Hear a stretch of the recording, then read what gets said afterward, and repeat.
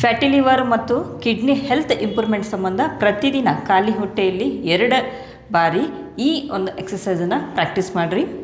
ಒಂದು 20 ಬಾರಿ ನೀವು ಪ್ರಾಕ್ಟೀಸ್ ಮಾಡ್ಬೋದು. ಸೊ ಯಾವ ರೀತಿ ಮಾಡ್ಬೇಕಂದ್ರೆ ಮೊದಲು ಸೀದಾ ಕೂತ್ಕೋರಿ, ಲೆಫ್ಟ್ ಲೆಗ್ ಬೆಂಡ್ ಮಾಡ್ಕೋರಿ, ನಂತರ ಇಲ್ಲಿಂದ ಟರ್ನ್ ಆಗಿರಿ ನಿಮ್ಮ ಲೆಫ್ಟ್ ಸೈಡು.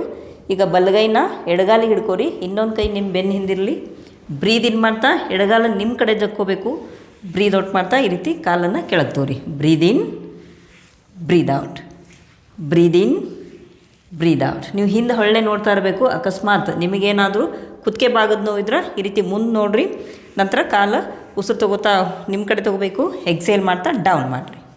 ಬ್ರೀದ್ ಇನ್, ಬ್ರೀದ್ ಔಟ್. ಇದೇ ರೀತಿ 20 ಬಾರಿ ಪ್ರಾಕ್ಟೀಸ್ ಮಾಡಬೇಕು. ಜೊತೆಗೆ ಎಡಗಾಲಿಂದನೂ 20 ಬಾರಿ, ಬಲಗಾಲಿಂದನೂ 20 ಬಾರಿ ಪ್ರಾಕ್ಟೀಸ್ ಮಾಡಿರಿ.